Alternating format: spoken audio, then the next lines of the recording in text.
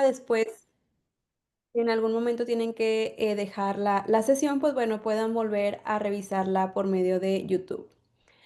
Y pues bueno, más que nada dándoles la bienvenida a todos los participantes que ya están aquí presentes en esta sesión y también al ingeniero o maestro en ciencias Alberto, que es la persona que el día de hoy nos va a dar esta interesante charla sobre la introducción a la manufactura aditiva de metales.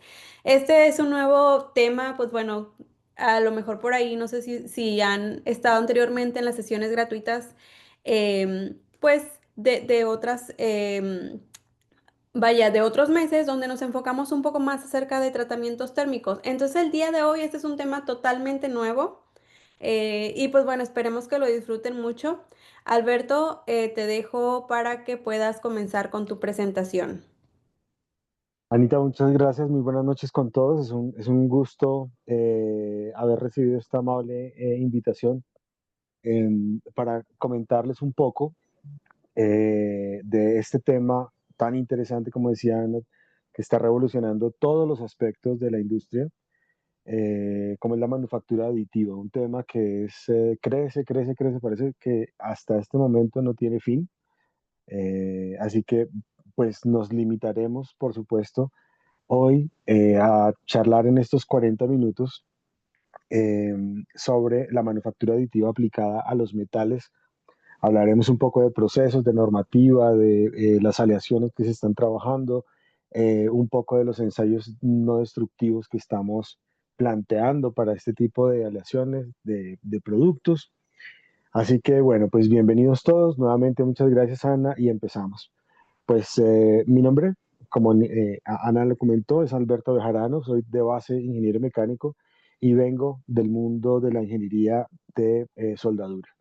Y como muchos de los interesados en este tema de manufactura aditiva, pues venimos justamente del mundo de la soldadura porque tenemos un poco como el background para aplicar a los procesos de metalurgia y comprender un poco todo el tema de la termodinámica involucrada cuando nosotros estamos haciendo este tipo de procesos. Entonces, espero que disfruten mucho la charla, tanto como yo disfruté preparándola. Em, Así que bien, pues demos paso al inicio de esto. Disculpa, Alberto, que te interrumpa nada más para Dime. recordarle a los participantes, si tienen alguna duda, la pueden poner en el chat. Aquí yo voy a estar al pendiente del chat, para después leérsela a Alberto. Y ya sea que pues quieran abrir el micrófono, pues bueno, y nada más por aquí nos avisan también en el chat para yo darles acceso a que puedan a realizar sus preguntas. Excelente, Ana, muchas gracias. Y sí, bienvenidas las preguntas. Entonces, lo primero que tenemos que decir aquí es que esta de la manufactura aditiva es toda una revolución. Se suponía que nosotros estábamos en la cuarta revolución industrial, pero ahora con todo este tema de la economía circular y con la disrupción, digamos, de todo lo que ha supuesto la inteligencia artificial y la manufactura aditiva, pues de verdad que esto está yendo primero muy rápido y segundo tocando aspectos que en el inicio no se habían considerado. Entonces, sabemos dónde estamos ahora, pero predecir el futuro es realmente muy difícil, ¿sí? Mm, Hasta pues llevábamos mucho tiempo trabajando en manufactura aditiva de polímeros, eh, pero desde hace algunos años estamos trabajando en manufactura aditiva de metales y eso es un salto evolutivo para nosotros impresionante. Así que formamos parte de la quinta revolución industrial. Un poco de contexto, pues nosotros veníamos, al menos digamos los ingenieros mecánicos, veníamos de conocer software muy poderoso de diseño.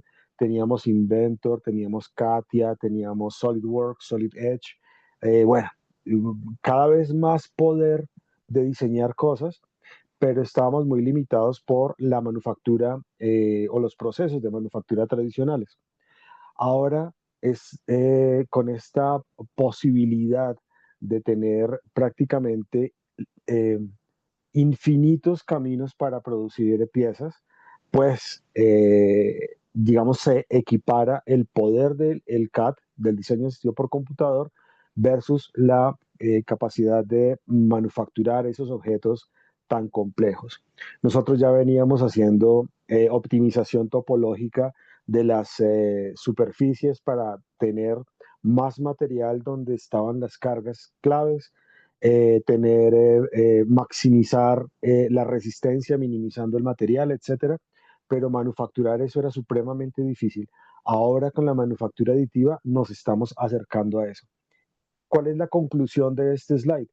Que en términos de forma, nosotros ya tenemos muy pocas limitaciones, ¿sí?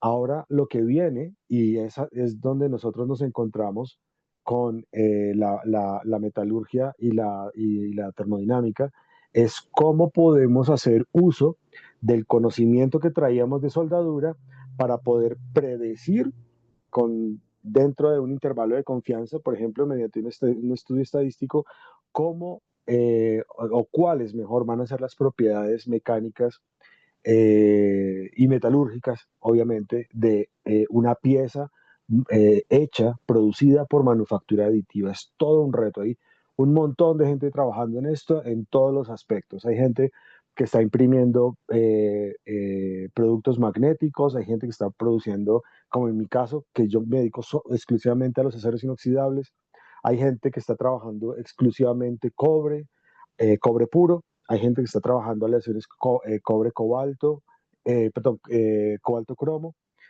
y cada uno se va especializando. O sea que lo primero que uno aprende cuando se mete en este camino es pues humildad, porque no hay quien lo sepa todo, todos estamos aprendiendo.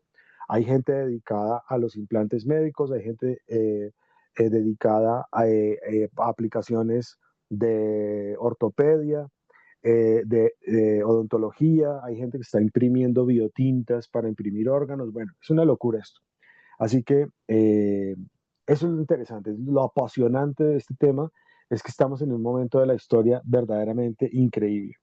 Aquí algunos ejemplos de la complejidad que nos permite la manufactura aditiva y eh, podríamos decir que lo interesante de la manufactura aditiva es que la complejidad es gratis. Es decir, me voy a demorar más o menos lo mismo imprimiendo 20.000 capas de un objeto muy sencillo que imprimiendo 20.000 capas de un objeto muy complejo en su geometría, ¿sí? El problema que tenemos nosotros, repito, es la metalurgia, eh, eh, cómo, cuál es el producto final que vamos a alcanzar y cómo predecir las propiedades finales. Porque nos movemos básicamente en el mundo de las partículas que son muy pequeñas y eso desde el punto de vista de termodinámica nos pone en el escenario de calentamientos muy rápidos y de enfriamientos también muy rápidos. Entonces, ese es el reto en este momento. Aquí tenemos pues algunas aplicaciones médicas.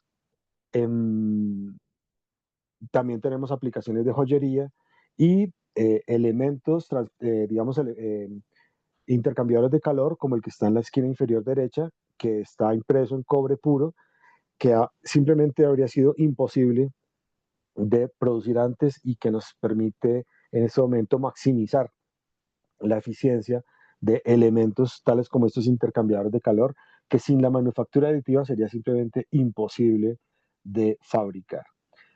Todo este tema, desconozco un poco el background que tienen las personas que nos están acompañando esta noche. Sé que hay algunos compañeros que están viendo esta conferencia, que tienen mucha experiencia, y hay personas que se están acercando a este tema. Entonces, procuré un balance entre fundamentos y el desarrollo de algunos temas un poco más profundos. Sin embargo, digamos como cultura general, pues esto de la manufactura aditiva empezó con el mundo de los polímeros, empezó en la Universidad de Nagoya por los años 80 con este caballero, con este profesor que se llama Hideo Kodama, que básicamente pues decía, pues yo puedo polimerizar mediante una fuente de poder concentrada, tal como un láser, por ejemplo, o un haz de electrones, una energía muy concentrada en un área muy pequeñita, para polimerizando capa por capa, pues ir construyendo un volumen. Así que esto arrancó así. Estas fueron las primeras piecitas que él produjo, una especie como de giróscopo y una casa en un material que podría ser como un policarbonato, un acrilato. Bien. Este tema de la manufactura aditiva de metales tampoco es nuevo, ¿sí? Em, Vemos aquí que desde el año 2011 una compañía muy conocida en el área de la producción de productos en general para manufactura aditiva, dedicado específicamente al área de la salud, lo que nosotros conocemos como healthcare, que es Materialize, ofrece impresión en oro y en plata ya en el año 2011. ¿Sí? Nosotros ya traíamos mucha experiencia produciendo alambres y produciendo polvos, básicamente alambres pues para toda el área de soldadura y polvos para todas las tecnologías, las técnicas que tenemos nosotros para metalización, para depositar capas metálicas en productos determinados. Entonces, la fabricación de polvos ya la traíamos nosotros bastante trabajada eh, y pues por supuesto toda el área de pulvimetalurgia, en donde también, como su nombre lo indica, se utilizan polvos, pues también la teníamos bastante trabajada. Así que refinar un poco esto para producir un polvo que me permita que le permita ser fundido por un láser, un haz de electrones o un alambre por un arco eléctrico, pues es realmente, o un láser también, pues es algo que ya conocíamos nosotros. Como nos vamos a dar cuenta, de alguna manera, los procesos de manufactura aditiva están o son herederos de toda la tradición del mundo de la soldadura, incluso en los equipos. Entonces vemos que esto no es nuevo. En el 2014 la NASA anuncia el primer objeto que se imprimió en el espacio, pero ya venía un poco, digamos, ya veníamos soñando un poco con el tema de impresión de metales. Para mí, hace 10 años eso era ciencia ficción. Nosotros eh, hacíamos impresión en, en una gran gama de polímeros, ¿sí? Incluso, digamos, rígidos, semirrígidos, elastómeros, pero soñábamos con poder imprimir en metales porque las posibilidades son infinitas. Entonces, digamos, estamos frente a este boom, ¿sí? Porque pues cada vez hay más máquinas, cada vez hay más gente trabajando en esto, cada vez hay más materiales en el mercado, cada vez hay proyectos de investigación, eh, digamos, que se encuentran con más frecuencia en la industria. En mi caso, pues yo investigo para mi doctorado en aceros inoxidables y aceros inoxidables dúplex. Entonces, es supremamente interesante el futuro. Bien, hasta este momento, este negocio mueve más o menos unos 22.000 millones de dólares al año entre, entre equipos, materiales, etcétera, unos 22.000 millones de dólares. Se supone, si digamos se proyecta, si la curva de proyección de este negocio sigue como va, debe estar moviendo unos 120 a 130.000 millones de dólares en 3 o 4 años, que es una cosa increíble. El siguiente paso pues será tener impresoras de metal en casa, ¿no? Por ahora todas son industriales y tienen todo un rollo, pero estamos en eso, ¿sí?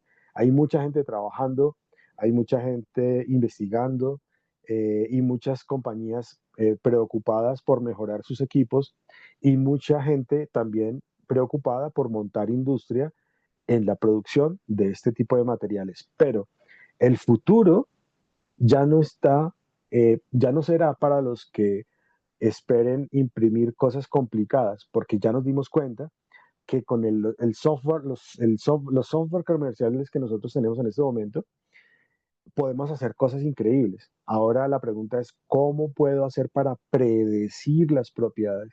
Predecir dureza, predecir tensión, predecir fluencia, predecir cómo va a ser la rotura, si va a ser una rotura dúctil, frágil, qué pasa con la microestructura, dónde voy a tener microestructuras duras, qué pasa con la velocidad de solidificación. Bueno, Es supremamente interesante.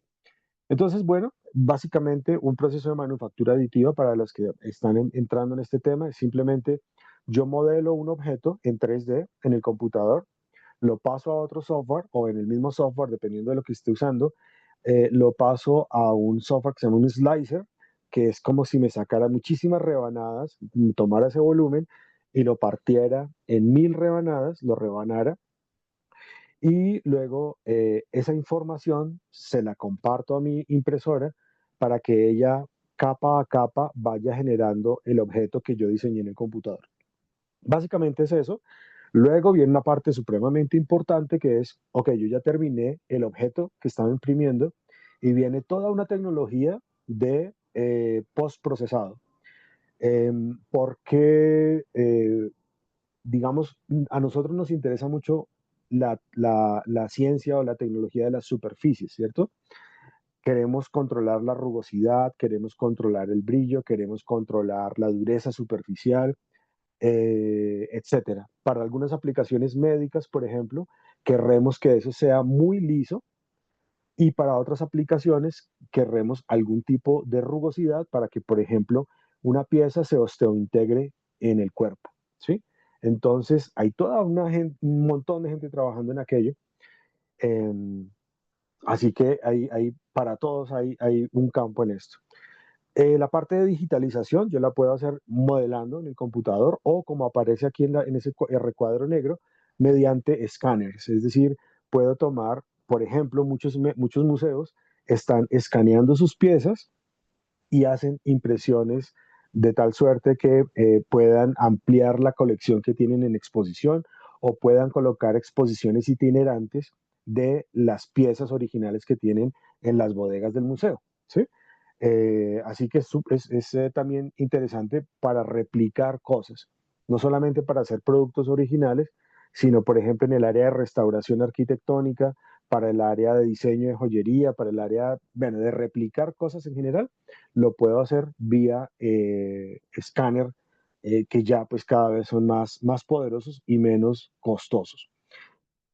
Esto, todo este tema de la manufactura aditiva será posible cuando nosotros, digamos que Europa y Estados Unidos, Norteamérica, digamos, está un poco más desarrollado, em, porque han desarrollado un ecosistema de la manufactura aditiva. Es decir, esto no es solamente la gente que está diseñando, sino la gente que está diseñando, imprimiendo, encargándose de los ensayos destructivos, de los ensayos no destructivos, de la parte de metalurgia, de la parte de termodinámica, de la parte del diseño de los equipos, de la parte de la normalización, por ejemplo, en áreas que son críticas como el healthcare, el área de la salud, para el sector defensa, para el sector militar, para el sector, bueno, en general, sectores críticos. Por ejemplo, nosotros ya tenemos en la última versión del código ASME sección novena, que ustedes saben que es el código prácticamente universal para el diseño y construcción de recipientes a presión, llámese intercambiadores de calor, calderas, calderines, tubería para vapor de potencia, etcétera. Ya aparecen reseñas de qué se va a hacer cuando aparezca dentro de un recipiente a presión algún elemento impreso por manufactura aditiva. Entonces, también está la gente del software, está la gente de seguridad, o sea, cómo vamos si antes, digamos, los espías se robaban los planos, como en las películas, ahora entonces van a querer robarse el archivo donde aparece toda la información, ¿cierto? Entonces, hay todo un tema de cómo podemos controlar la seguridad de los archivos, cómo podemos almacenarlos, porque es una cantidad infinita de información, cómo podemos, en qué formatos, por ejemplo, ¿sí? En qué formatos vamos a guardar esa información. Entonces, hay para todo acá, ¿sí? Hay para todos. Y obviamente, quería mencionar aquí Thermocalc Software porque el año pasado, para diciembre, sacaron en su última versión un módulo que me permite hacer análisis desde el punto de vista de la termodinámica física de qué sucede cuando yo estoy haciendo impresión en 3D. Así que en el futuro vamos a empezar a escuchar mucho de este software que antes estaba muy dedicado, digamos, a los tratamientos térmicos, al diseño de aleaciones, etcétera, tal como Ana nos ha comentado en otras sesiones, pero vamos a empezar a escuchar de este módulo de manufactura aditiva en ThermoCalc porque realmente es supremamente poderoso. Así que, bueno, eso está. Una cosa simplemente informativa, la manufactura aditiva versus la sustractiva versus la aditiva, pues lo primero es que yo ahorro muchísimo material, ¿sí? Tal y como aparece allí en el bloque A, yo arrancaba en manufactura sustractiva de un bloque grande y ese bloque pues terminaba en viruta o terminaba por ahí, ¿cierto? Era pérdida. Ahora nosotros utilizamos casi que única y exclusivamente el material que va en la pieza. Digamos, puede suceder que necesitemos algunos soportes y ahí tengamos algún desperdicio de material, pero no es comparable con la gran pérdida de material que había con manufactura sustractiva y además pues nos permite ahorrar muchísimo material. Bien. Eh, Aquí algunas otras experiencias. Aquí en la parte inferior de izquierda vemos que podemos producir muchísimas piezas en una sola impresión. Bien. Eso ya depende del software que yo esté utilizando, qué quiera optimizar, si quiere optimizar peso, si quiere optimizar resistencia, bueno, en fin. Pero el punto es que tenemos ahora un poder muy grande que antes no teníamos con la manufactura sustractiva. Ok, entonces tenemos algunos ISO y ASTM están trabajando en equipo para producir en normas, códigos, especificaciones alrededor de la manufactura aditiva. Y una de las primeras, pues, es obviamente tratar de clasificar qué es lo que está pasando en cuanto a los procesos. Eh, Teníamos 7 procesos originalmente, pero esto ha ido avanzando y seguramente veremos más. El punto es que nunca en toda la historia habíamos visto a ISO y a STM trabajando juntos. Bien, y ahora están trabajando por este tema, cosa que nos alegra a todos los ingenieros porque siempre necesitamos normas, estándares, especificaciones que guíen nuestro trabajo. Bien. Lo que tenemos acá es una de las posibilidades, que es con un haz de láser fundir un polvo que yo estoy tirando mediante esas boquillas laterales sobre una pieza y con el rayo láser fundir ese polvo. ¿Ve? Parte del acabado o la calidad, dijéramos, del resultado final está en función de la calidad del particulado que yo estoy fundiendo. Entonces será mucho mejor y más caro, por supuesto, el particulado casi esférico y con un diámetro de partícula muy similar, será muchísimo mejor que las partículas no homogéneas que tenemos en la esquina inferior izquierda. Mm, Acá básicamente usamos 3 fuentes de poder. Usamos láser, usamos un arco eléctrico y usamos electron beam, un haz de electrones. Bien. Como feedstock o como material de aporte, ya les había comentado que básicamente trabajamos con alambres, trefilados, por supuesto, y polvos, como los que acabábamos de ver hace un momento. Bien. Y le llamamos energía dirigida porque tenemos en una zona muy pequeñita, tenemos una gran cantidad de energía. Entonces tenemos una alta densidad de energía. Es una de las propiedades de las características que tienen estos procesos. Acá tenemos más o menos cómo funcionan cada uno. De izquierda a derecha tenemos un haz de electrones, que como ustedes saben, pues es básicamente, como su nombre lo indica, es un haz de energía muy concentrada, generado a través de un haz de electrones, una columna de electrones que está embebido o está funcionando en una atmósfera de vacío parcial que justamente me permite enfocar ese haz de electrones.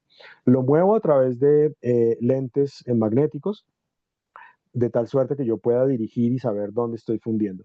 Con este haz de electrones puedo fundir un alambre o puedo fundir polvo. En, en la parte de plasma o de arco eléctrico, así como el mismo equipo básicamente que teníamos en plasma para soldadura y corte, es el mismo equipo que tenemos para manufactura aditiva, solamente que tenemos un alimentador de alambre y eso me permite ir como escribiendo en el espacio las capas que yo quiero ir definiendo. ¿Bien?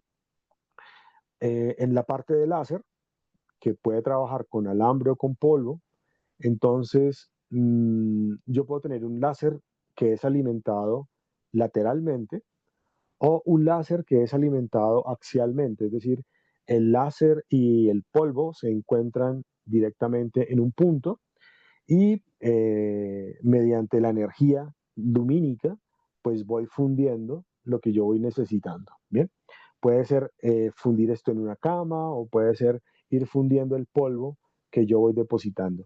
Básicamente, básicamente es eso.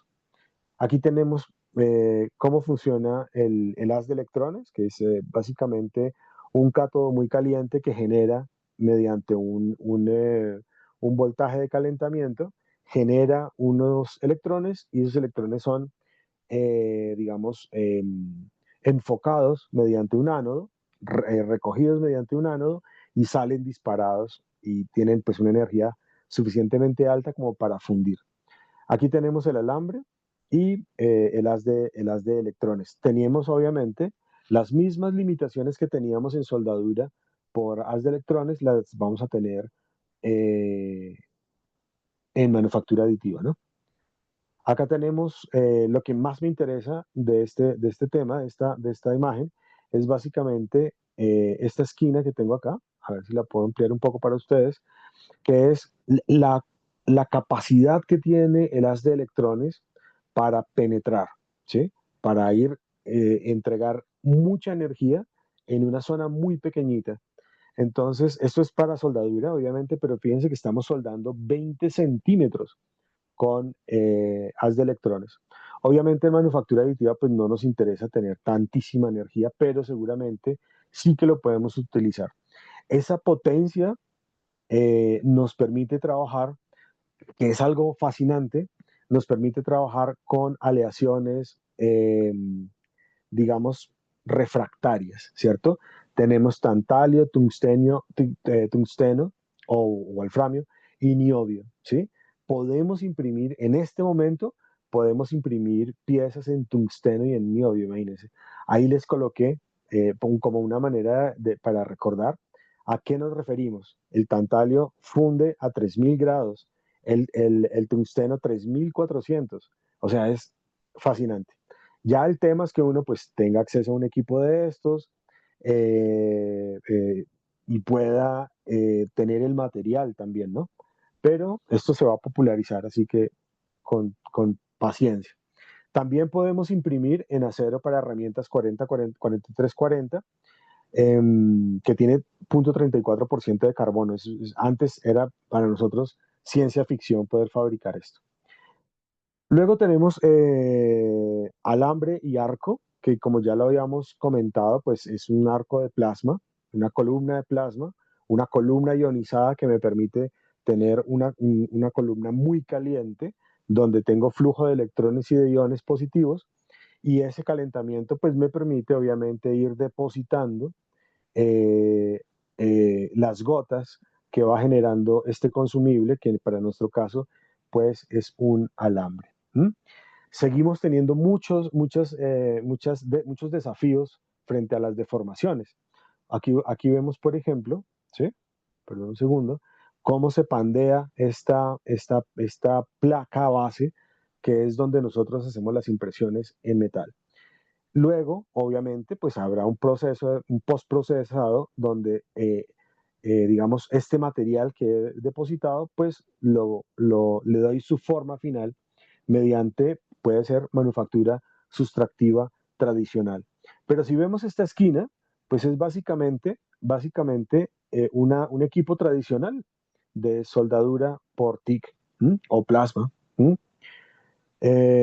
Exactamente igual, este es el tema de plasma. Plasma tiene aún más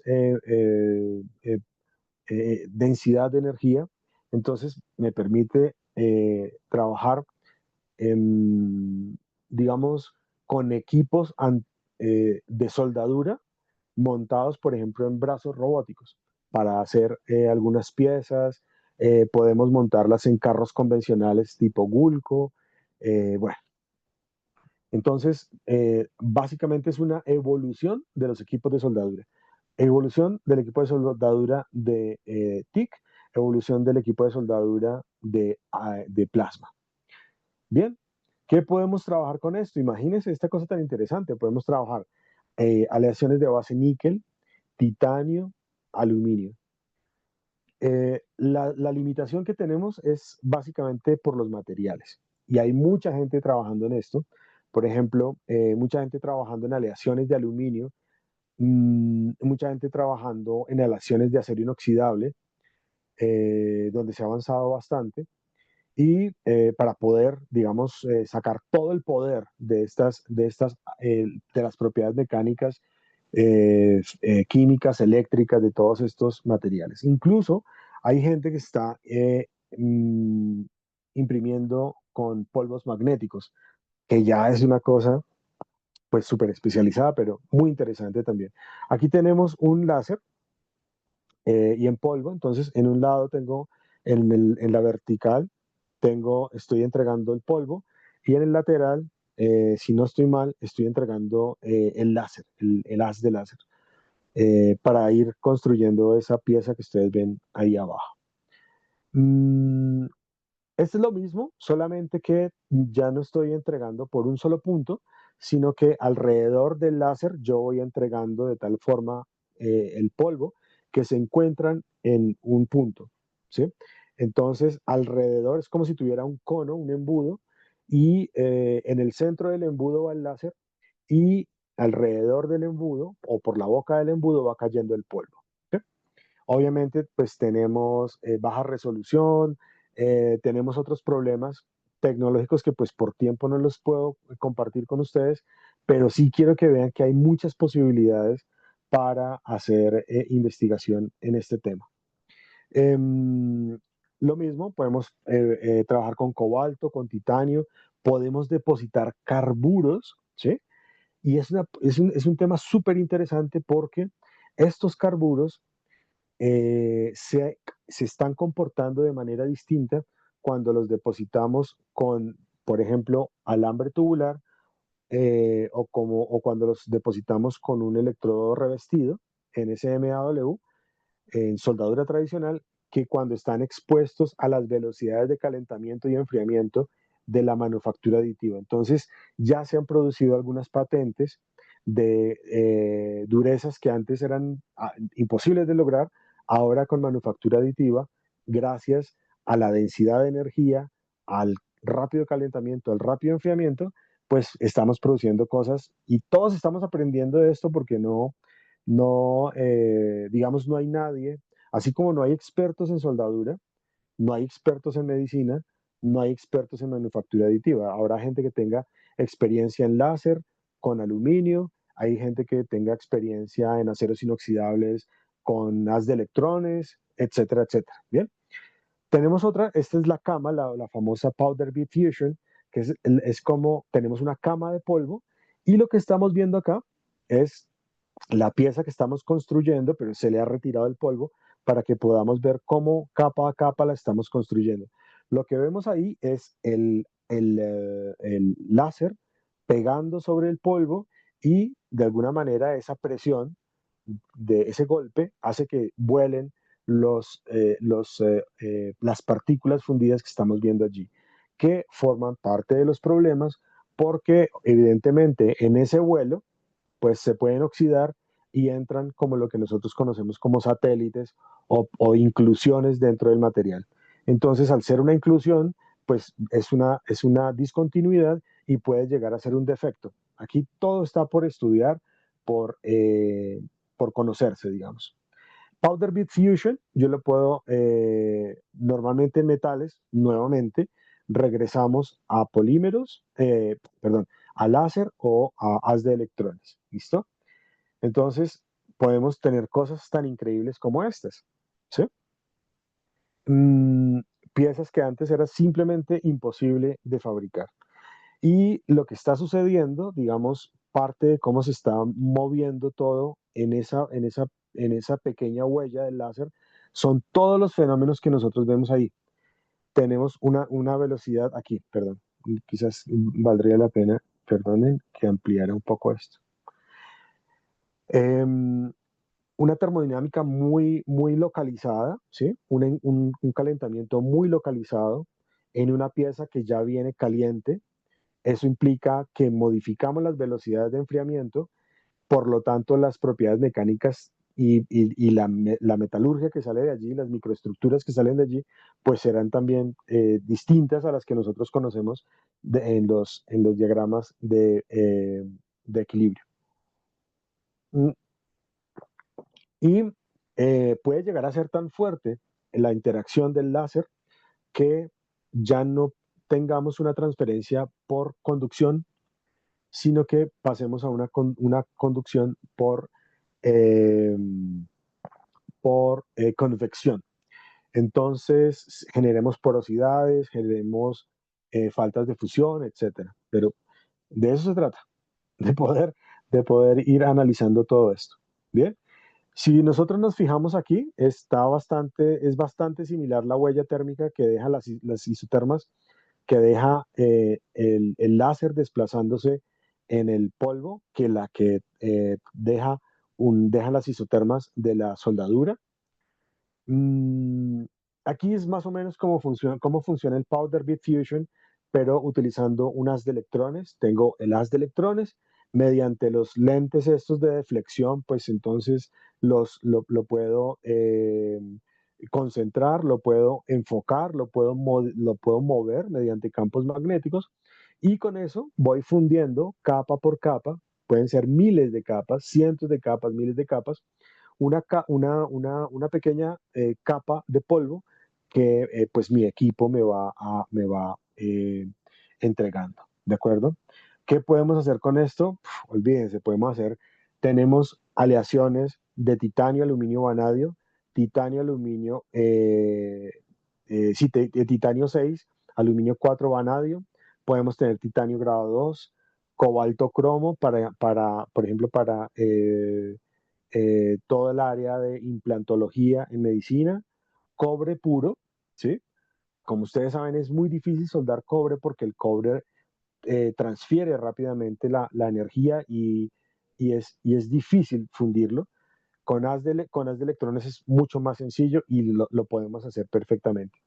Acá nos damos cuenta la profundidad en este cuadrito, la profundidad que podemos alcanzar con un equipo de haz de electrones, ¿sí?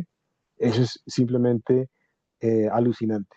Por lo menos tenemos 3/4 de pulgada, entonces es un proceso que promete mucho, pero que por ahora está limitado por las propiedades tecnológicas de tener una cámara de vacío, bueno, en fin, y todo el tema de seguridad, ¿no? Porque sigue siendo un haz muy energético, con una densidad muy alta. Aquí tenemos algunos ejemplos y este me parece una cosa preciosa realmente.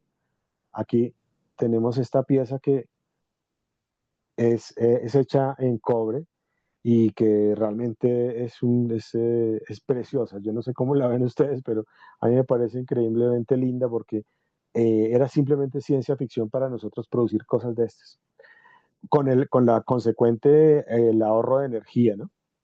Y de material, porque son huecos. Intercambiadores de calor, piezas, por ejemplo, para catalizadores de gases, etcétera.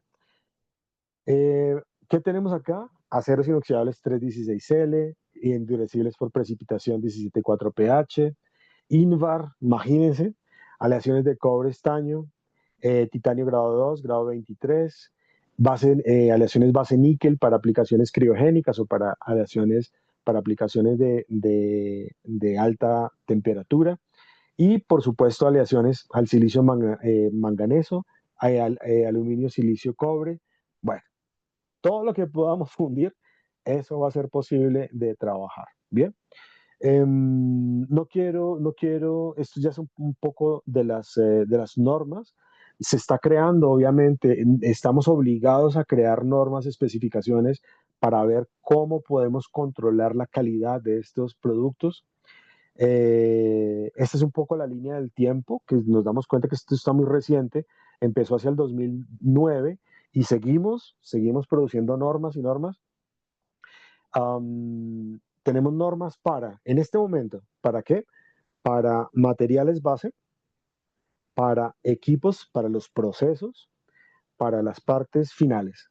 ¿Cómo puedo evaluar una parte final? Una parte, sí, ya terminada, digamos. Y obviamente, pues necesitamos diseñadores, operadores, coordinadores, ingenieros en este tema. Em, y bueno, les quería mostrar este puente que es precioso, que está en Suecia, que es uno de los primeros, a mi juicio, si alguien me puede corregir, lo agradezco, pero creo que es el primer puente íntegramente fabricado en manufactura aditiva e instalado en una vía pública. Esto ya está funcionando. En el 2021 tuvimos el gusto de conocer al director del grupo de diseño de este puente. Y como les comentaba, ISO y ASTM están trabajando muchísimo en estas normas. Ya tenemos, por ejemplo, AWS, la Sociedad Americana de Soldadura, ya tiene especificaciones para la fabricación de componentes metálicos. Ya tenemos certificaciones de ISO, por ejemplo, para el área médica. Esta ISO 13485, ya fíjense que ya es del 2016.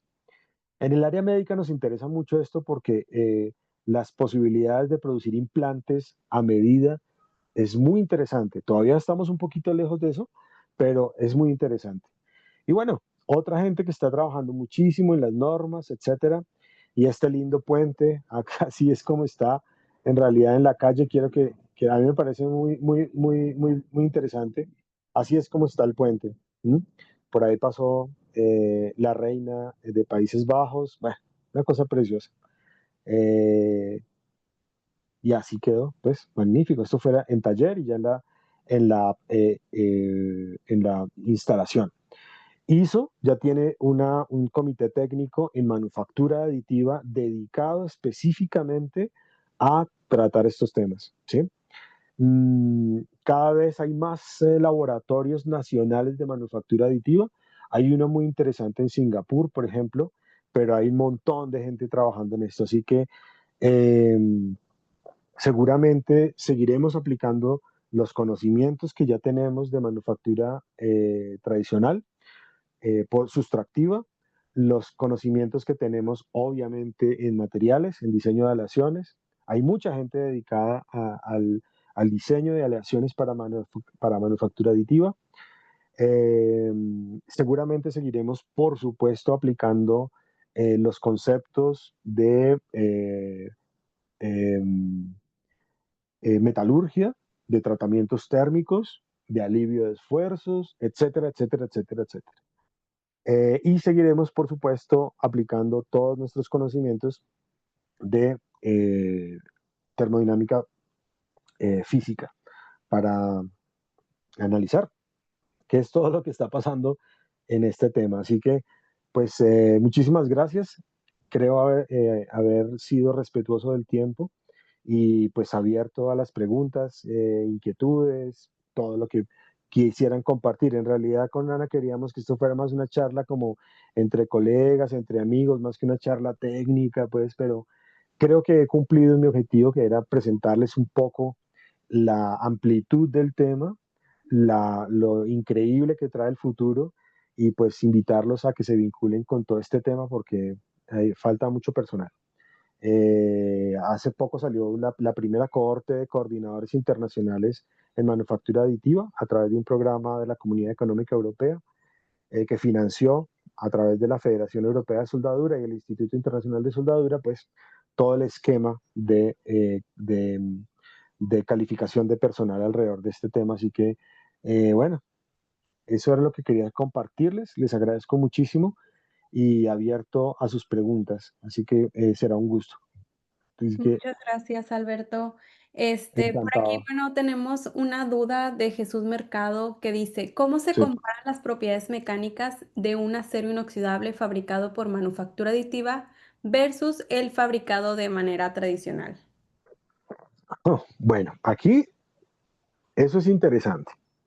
El rey de los aceros inoxidables para manufactura aditiva es el 316L, obviamente por sus propiedades a la corrosión, etcétera, etcétera.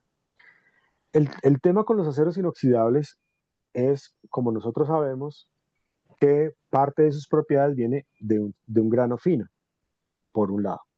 De otro lado, eh, de, de cómo es la composición química en las distintas fases. Y eso requiere tiempo. ¿Sí? Te voy a poner un ejemplo con los aceros inoxidables dúplex, que son los que yo manejo. Los aceros inoxidables dúplex solidifican 100% como ferrita y luego empiezan a precipitar la austenita de tal suerte que podamos tener más o menos, esto no es palabra escrita en piedra, 50% de ferrita y 100 y 50% de austenita. ¿Cuál es el problema? Si yo enfrío muy rápido, pues la ferrita no tiene tiempo de precipitar la austenita. Eso significa que voy a tener mucha ferrita, poca austenita y las propiedades mecánicas y sobre todo la resistencia a la corrosión desaparecen. ¿Bien?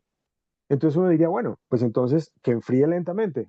¿Cuál es el problema de los aceros inoxidables cuando se enfrían lentamente?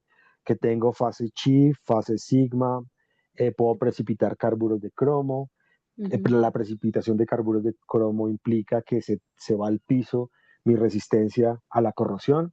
Entonces es todo un desafío, te diría. Eso sería, no sé si es la respuesta que tú estabas esperando, pero es todo un desafío. Ahora, hay que ver, por ejemplo, lo que significa eh, imprimir con un acero inoxidable en polvo y en alambre. En alambre, pues se va a comportar básicamente como nosotros lo veníamos viendo en soldadura, ¿sí? Nosotros llevamos décadas haciendo reparaciones en acero inoxidable. El problema es ese, ¿cómo hago para controlar el enfriamiento de tal suerte que sea suficiente para lo que yo necesito, pero no demasiado para que eso se nos llene de fases indeseables? Entonces, la invitación sería a, pues, a hacer la prueba y ver qué pasa, ¿sí? ¿Cómo lo enfriamos? ¿Será que podemos enfriarlo con agua? ¿Será que lo podemos enfriar con aire comprimido? ¿Será que, qué será, no? ¿Cómo lo podemos hacer? O será simplemente que el camino es hacer la impresión, alcanzar dimensiones finales y quizás hacer un tratamiento térmico para homogeneizar, para eliminar tensiones residuales, etcétera. Entonces, depende mucho del acero que tú quieras utilizar, pero te puedo decir que básicamente el Rey es 316L. De hecho, hay máquinas que vienen ya con un rollo de titanio, con un rollo de acero inoxidable, acero al carbono y con un rollo de 316L, porque es lo que más se utiliza en la industria. ¿Listo? Entonces depende mucho de tu acero, pero todos nos lo tenemos que inventar de nuevo. ¿Sí? Nos tenemos que inventar incluso los ensayos destructivos y no destructivos que vamos a utilizar en este tema.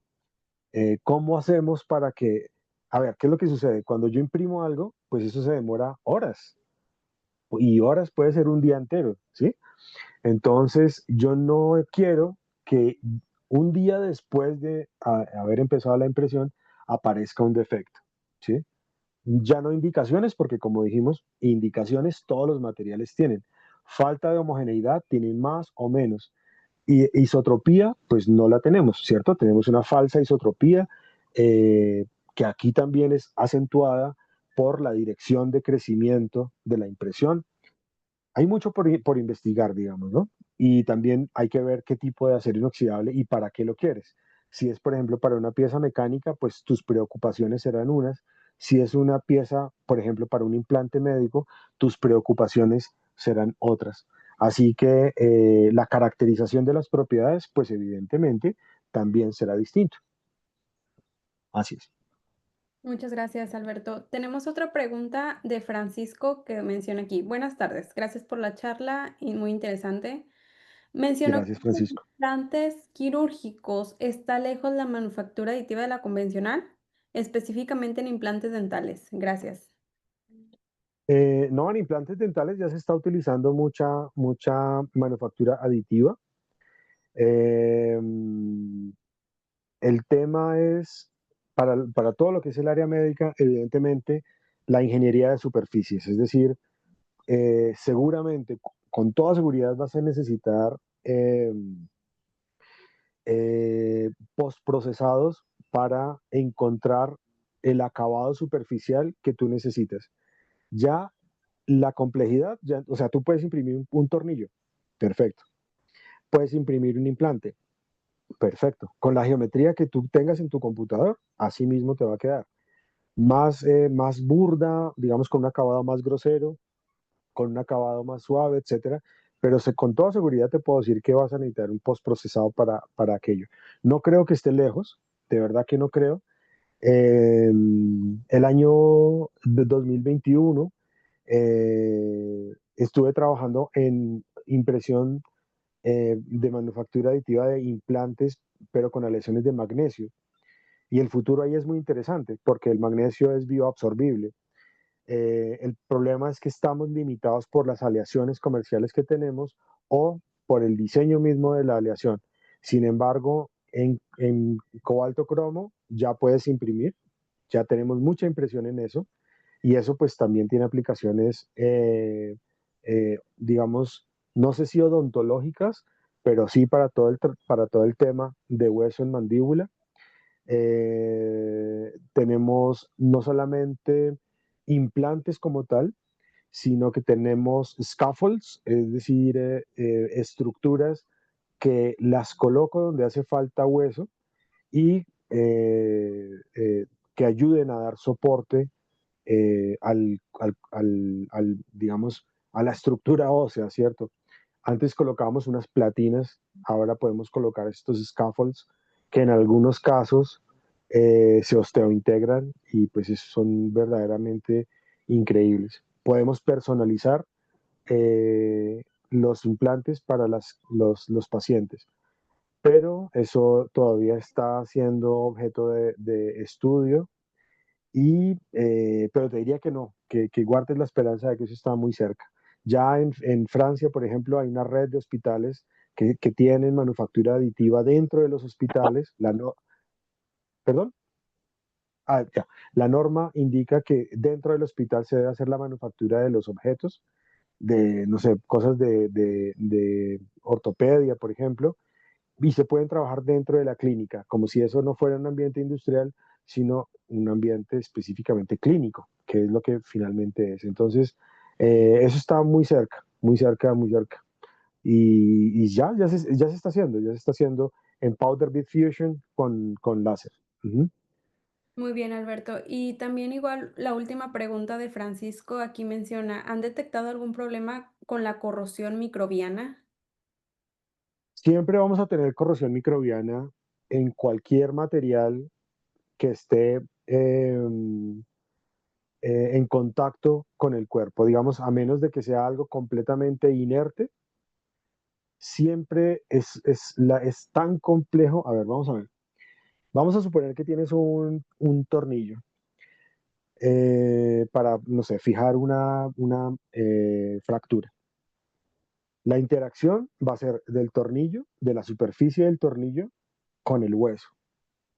Pero adicionalmente, hay todo un sistema de irrigación sanguínea que también está cerca a ese tornillo.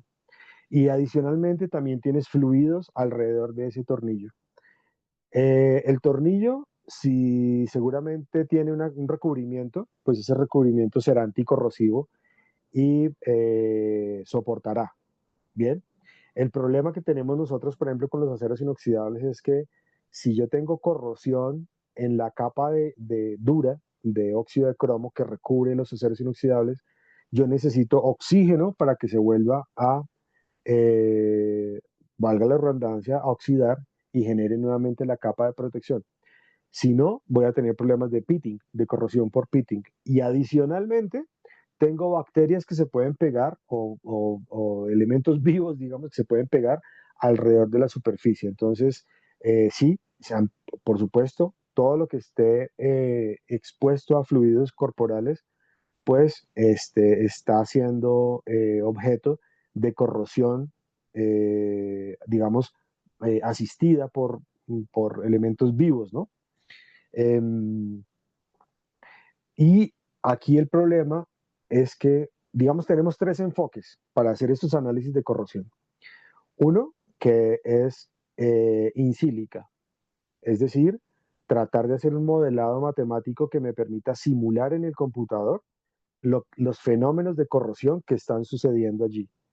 Pero es muy complejo. Por ejemplo, en las aleaciones de magnesio que te cuento, Francisco, eh, cada mol de magnesio que se está degradando en el cuerpo o se está bioabsorbiendo genera una mol de hidrógeno. Entonces, ¿hacia dónde va ese hidrógeno? ¿Sí? Se va a ser absorbido por el músculo, queda en el hueso, va a formar un globo dentro de tu cuerpo, ¿sí? Entonces, los fenómenos de corrosión sí van a estar ahí, por supuesto. Seguimos teniendo objetos que no forman parte del cuerpo, que el cuerpo los puede rechazar. Eh, pero también tenemos otros materiales que el cuerpo, digamos, no los entiende que son ajenos a él y los procesos son, digamos, el cuerpo no ataca a esos objetos para destruirlos, pero en todo caso va a ser muy difícil que tú no tengas procesos de corrosión allí. El tema es cómo o cuantificas tú, como en todo proceso de corrosión, cuál es la pérdida de material y qué va a suceder con eso, ¿sí? Por ejemplo, en aleaciones de cobalto-cromo, eh, pues todos sabemos que tanto el cromo como el cobalto pues son tóxicos para el cuerpo. Entonces, uno los quiere, por ejemplo, en un implante, ¿cierto? Pero con el rozamiento, pues van a haber partes de ese cobalto cromo que se van por el cuerpo, ¿bien? Y va a generar mayores, digamos, mayores o menores problemas, pero, digamos, está el criterio de qué es más benéfico para el paciente, tener esas partículas en su cuerpo o estar sin cadera, por decir alguna cosa, ¿sí? El tema entonces con la corrosión es cómo puedes hacer para predecir el comportamiento. Entonces, teníamos un camino que era in sílica, que es con hacer un programa y predecir, modelar más o menos matemáticamente qué es lo que está sucediendo ahí, pero eso es tremendamente complicado. Luego tienes in vitro, que es, haces tu implante, montas una solución, digamos, suficientemente parecida al fluido al que va a estar expuesto tu material y ahí lo pruebas. Y ahí haces pruebas in vitro, pero con fluidos, digamos, que procuran simular los fluidos corporales.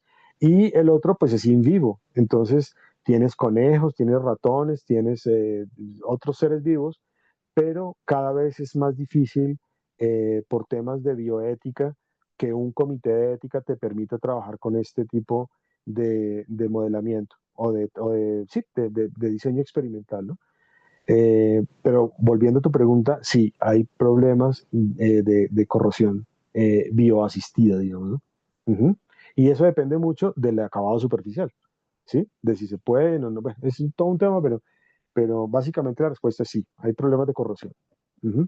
El problema es, ¿cuál es el problema que estoy, o no el problema, sino ¿cómo dijéramos? La decisión es, ¿cuál es el mal que estoy dispuesto a aceptar? ¿La corrosión o el paciente que tiene un problema y al cual le puedo colocar, por ejemplo, la cabeza de el acetábulo de un fémur, por decir alguna cosa, o una platina en la cabeza, bueno, en fin. Ujú, gracias. Muchas gracias, Alberto. Y pues bueno, como quiera, él aquí ya nos dejó su correo electrónico, su contacto directo, por si por ahí les surge alguna otra duda o quisieran pues este contactarlo. Pues bueno, aquí estará su correo. Por otra parte, nada más me gustaría compartirles también a ustedes que la siguiente sesión gratuita va a ser la siguiente semana. El día 23 de septiembre del 2025 de 5 a 6 de la tarde, hora México, la siguiente sesión va a ser diseño de tratamientos térmicos de los aceros utilizando Thermocal Software. Entonces, para que no se la pierdan. Y pues por ahí también Alberto nos va a estar acompañando el siguiente mes con otra sesión, el día, si no estoy mal, 10 de octubre. Y va a ser acerca de, permítanme porque creo que el flyer por ahí todavía no lo tengo, es la metalurgia de la soldadura. Entonces, ustedes que ya están en este tema, que les gustaría seguir aprendiendo un poco más acerca de este tipo de contenido, pues bueno, por ahí les haremos llegar la invitación por correo electrónico, igual por LinkedIn, en todas las redes sociales, por ahí de Facebook, Instagram, voy a estar colocando el flyer, la invitación. Y pues bueno, muchas gracias Alberto nuevamente y gracias a los participantes que estuvieron atendiendo la sesión el día de hoy por sus preguntas tan interesantes. Y pues bueno, nos vemos entonces en la siguiente sesión gratuita en vivo. Muchas gracias. Hasta luego, que tengan buenas tardes. Muchas gracias, buenas tardes a todos. Un gusto estar aquí. Chao, Anita, mil gracias por tu invitación. Un Gracias abrazo. Alberto. Hasta luego.